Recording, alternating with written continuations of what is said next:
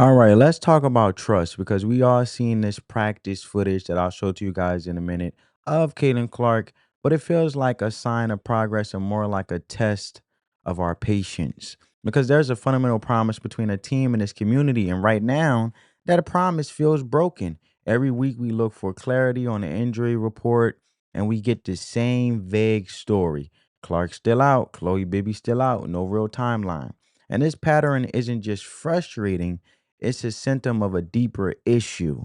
And this isn't about one playoff push anymore. It's about a breakdown in communication that makes you ask, at what point does holding on to hope become a trap set by the people you want to believe in?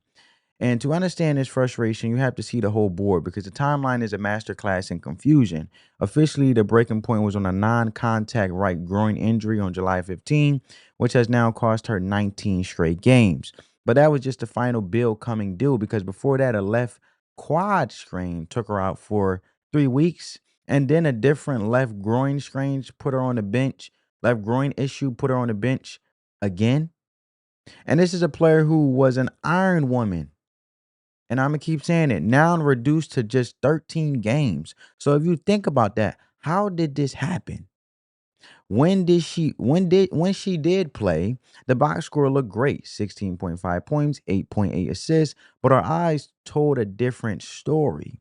Because we all seen the compilations of the relentless off-ball abuse she took every single night, and the league treated a generational talent like a rental car, ignoring every single warning light on the dashboard until the engine finally blew. Even Coach Stephanie White admitted the cumulative effect was a factor. So the July 15th injury wasn't a shock; it was an inevitably born from neglect. And that's what makes the team's vague responses feel less like a strategy and more like an admission that they never had a plan to protect their most valuable asset in the first place. And if you guys want to see the injury report, it still says this was 20 hours ago by a credible source, Chloe Peterson. No changes to Fever's injury report. Kaylin Clark and Chloe Bibby remain out. Kalani Brown out for Phoenix. As we know, as of today of this video, which will be uploaded as of September, not October, September 2nd, 2025, the Phoenix Mercury play against the Indiana Fever, 10 p.m. Eastern time tonight, because I'm on the East Coast, as in the recording of this video, which I'll upload today, the same date they play. But you guys see their game status report, and this is Caitlin Clark this morning running with the Fever backups in their full court 5-on-0 this morning.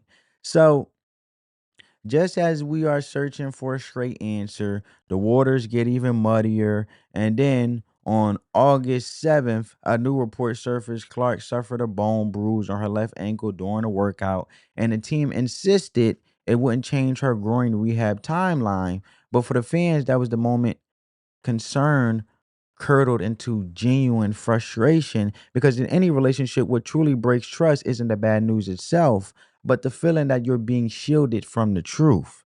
And first the groin, now the ankle, and we're left to connect the dots in the dark. And this isn't just annoying, it's a failure to honor the emotional investment of the fan base. What does an organization owe the people who buy the jerseys, who plan their family outings around games, and who defend the team in every debate? They owe them honesty. The injury report has become a revolving door of disappointment with Chloe Bibby, Sophia Cunningham, and others. And for fans invest their time and loyalty, this season has been a lesson in how quickly that loyalty can be taken for granted. So we have this official narrative of a team, um, how can I put this? Blatantly fighting for the playoffs with their star clawing to get back on the court. But then you have the reality that wisdom offers, because WNBA legend Lisa Leslie, and I did a video on that, go check it out, advised shutting Caitlin Clark down for the year, warning that groin injuries are a ticking time bomb. And that's the logical take. That's the perspective of a steward, not a gambler. And a franchise player is a long term investment, not a lottery ticket you scratch off for one desperate playoff run. And fans see this, there are circulating videos of the files with one clear message: protect the future. Look, I used to make predictions saying maybe she's back Friday. But I'm done with that part. I'm done with it. I'm done saying maybe she'll be back this game. Maybe she'll be back. It's no longer about forecasting. It's about acknowledging reality. And she's on a timeline for next season, not this one. It makes you pause and ask, what is the difference between fighting for today and sacrificing all of your tomorrows? And rushing her back now for a hobbled playoff appearance isn't a sign of heart. It's a sign of poor leadership that's unprepared for the accountability that comes with being in the spotlight. And that brings us to this so-called practice footage, right? I want you guys to check it out with me. I'm gonna mute the audio due to copyright purposes because I did watch it and it has music playing in the background. But this is the audio footage. You see Caitlin Clark running down the court all the way to the left side, and it looks like they're running a play. You know, Caitlin Clark with the shot. Boom. Love to see it. They run back down the court. You're gonna see Caitlin Clark running back door.